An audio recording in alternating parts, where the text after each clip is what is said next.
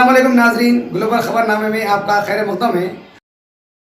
समाज को रिश्वत और जुराइम से पाक व शफ़ाफ बनाने के लिए मुल्क भर में काम कर रही एंटी करप्शन कमेटी का आज नेशनल प्रेसिडेंट नेताजी की हिदायत पर रियासत कर्नाटक के बेंगलुरु में वाक़े रॉयल रेसिडेंसी में अवेयरनेस प्रोग्राम मुनक़िद किया गया।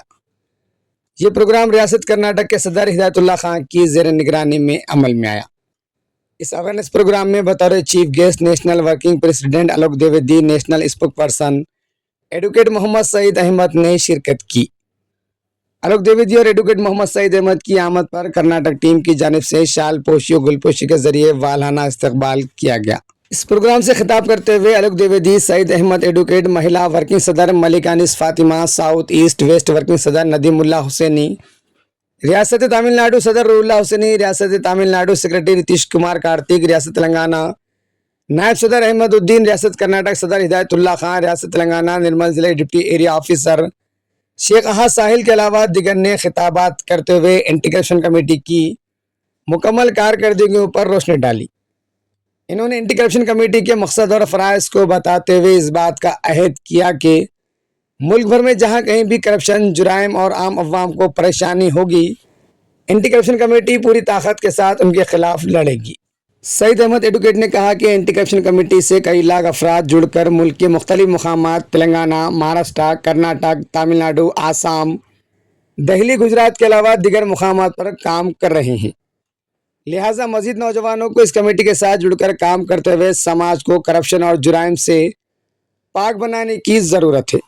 इस मौके पर जियाउल्लाह खान वर्किंग सदर कर्नाटक, जमील अहमद बेंगलुरु सदर, नवदीता प्रकाश महिला विंग सदर Bengaluru, Rafiq Pasha vice president Bengaluru, doctor Anisha vice president महिला wings Bengaluru, Jameel Pasha vice president Kolar, Sadatullah Khan secretary Bengaluru, Syed Mudassir area officer, Mohammed Shahid area officer, Jyoti area officer, Shamsheer area officer, Imtiaz Baig area officer, Narayan Swamy area officer के अलावा अंसार सागर तेलंगाना से मौजूद थे। बाद मुंबई में माह जून में होने वाले सालाना जलसे का इन्विटेशन लेटर भी रिलीज किया गया। एक्चुअली लिखना चाहिए। यस सर, आप लोग तो अच्छे एसी में बैठे हैं, हम लोग अच्छा अच्छा सोफा बैठे हैं। मैं तो सही सही साहब ने बोला, मैं बचपन से सही में देख रहा हूँ, मैं भी देख रहा हूँ।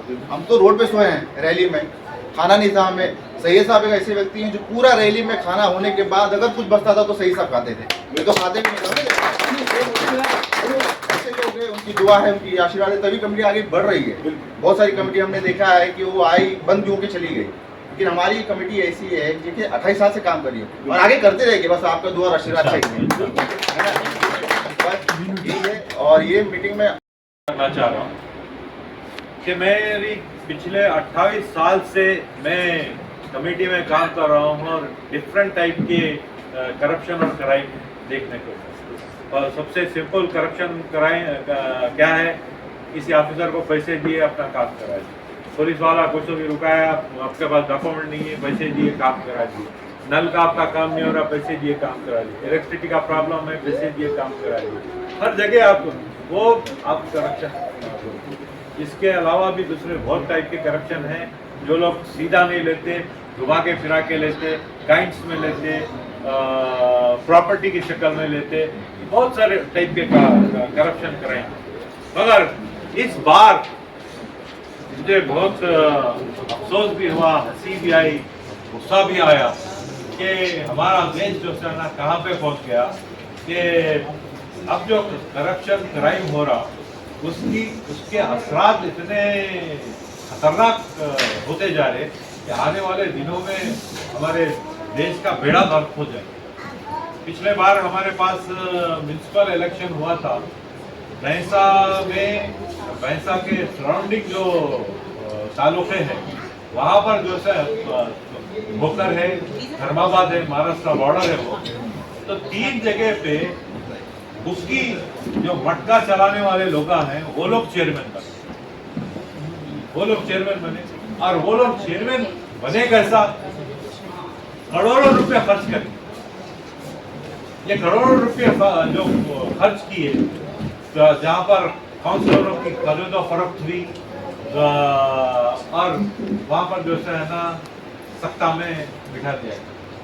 अब ऐसे लोग क्या डेवलपमेंट का काम करेंगे, क्या जो है ना अवाम का काम करेंगे, जिनके बच्चों का भविष्य खराब कर रहे, जिनकी फैमिलियों के जो सा है ना उसको ख़त्म कर दे रहे। आप लोगों को मालूम हुआ होगा कि लोग आजकल ये सट्टा मटका और ये ऑनलाइन बेटिंग जो हो रही उसमें लोग लाखों रुपए डाल दे रहे हैं नौजवान लोग। अपने घरों के जेवरात जो है ना मालूम नहीं है, जेवरात ले के बेच के पैसा डाल, डॉक्यूमेंट लाखों रुपए के करोड़ रुपए के प्रॉपर्टी के डॉक्यूमेंट जाके रख दे के उसके जो है ना पैसा जुए सट्टा मटके में लगा। तो इंशाल्लाह ताला मैं आने वाले दिनों में एंटी करप्शन के प्लेटफॉर्म से वो सट्टेबाजों के खिलाफ, वो मटका चलाने वालों के खिलाफ, वो बिटकॉइन चलाने वालों के खिलाफ एक मुहिम छेड़ के काम करूँगा इंशाल्लाह ताला। और सबसे पहले तो मैं हमारे सबसे एंटी करप्शन कमेटी के जो हीरो है नेताजी को मैं सैल्यूट करता हूं, जिन्होंने 1998 के अंदर गोरखपुर से निकलकर एक आम अवाम के लिए एक गरीबों की आवाज़ बनकर 1998 के अंदर एक एनजीओ का आगाज़ किया। आज 28 इयर्स कंप्लीट होने के बाद जिस तरीके से वो अकेले निकले थे सड़कों पर लोगों की भलाई के लिए, लोगों को सहूलत पहुंचाने के लिए, आम अवाम को आज़ादी दिलाने के लिए, आज 28 सालों के बाद लाख साफ पीपल हमारे कमेटी के मेंबर बनकर उभर रहे हैं। मुझे as a deputy area officer north Telangana 2018 में अपॉइंट किया गया था।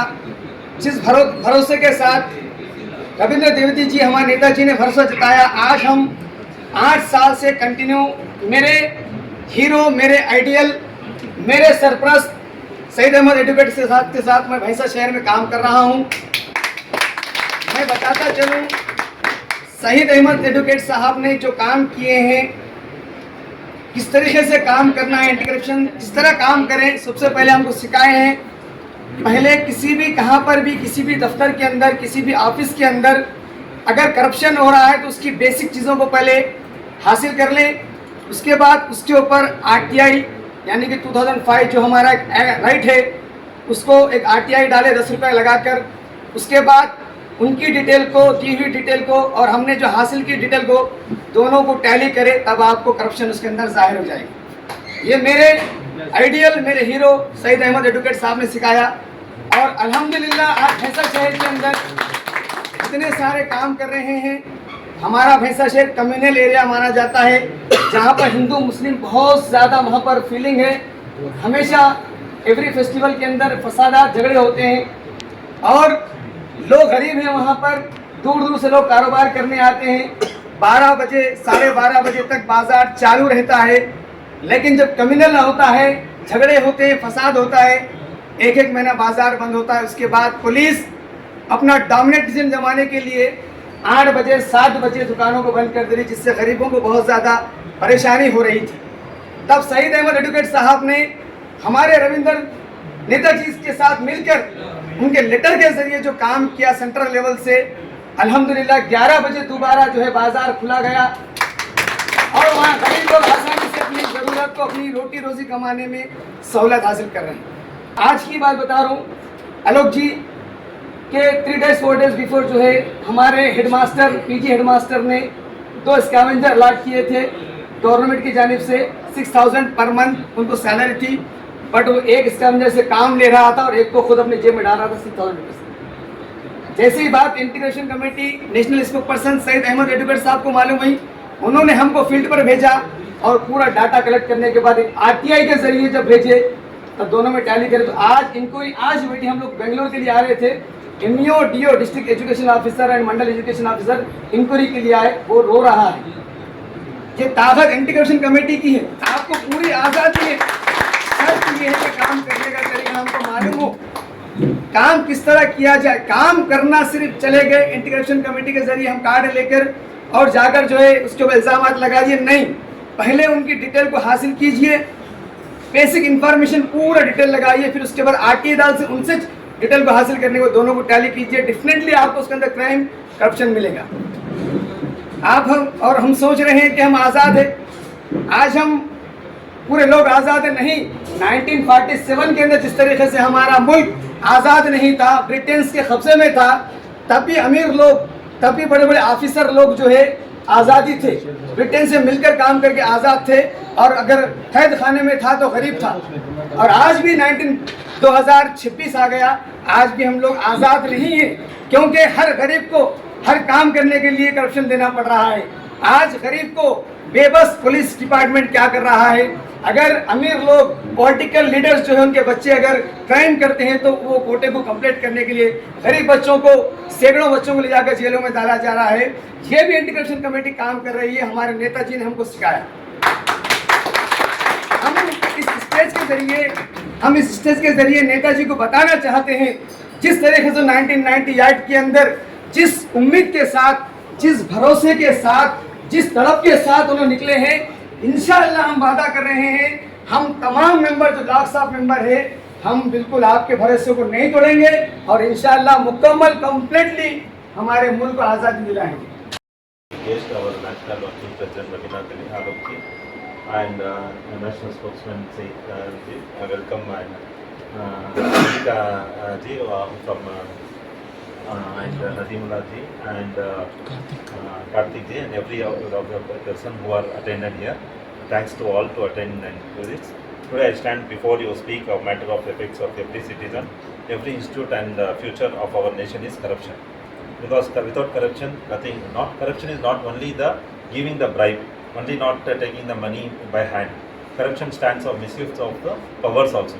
Corruption comes in destroying democracy and a lot of things like for builders, for business peoples, for to you the poor man standing in the queue for their this one what is the government certificates, a poor man standing and the students who Warm wishes to everyone. I thank the greatest Karnataka team for inviting us and letting us know so many things about their team, the way they are working, the way they honor the national team, and they are appreciating the work. They are cooperative. I mean, they have too much of cooperation. They are trying to understand each other. They are coming out with different issues and all. Like I would like to thank Said ji, Alok ji for guiding us timely. Whatever we do, we contact them, we inform them. If we are not able to contact any particular person, right, either of them we contact and we discuss all the details. If we are not able to discuss personally, vocally, we put on WhatsApp. मेरे को इस अवसर में ये धोखा दिया कि मैं आप सबके सामने ये टॉपिक पे कि हम करप्शन के खिलाफ कैसे लड़ सकते हैं.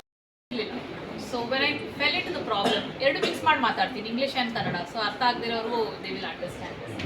ಸೊ ಆ್ಯಂಟಿ ಕರಪ್ಷನ್ ಕಮಿಟಿ ಬಗ್ಗೆ ನನಗೆ ಮುಂಚೆ ಗೊತ್ತಿದ್ದಿಲ್ಲ. There was no, I did not know there something like this existed also. So there was one problem ನನಗೆ ಬಂತು 3 years ಬ್ಯಾಕ್.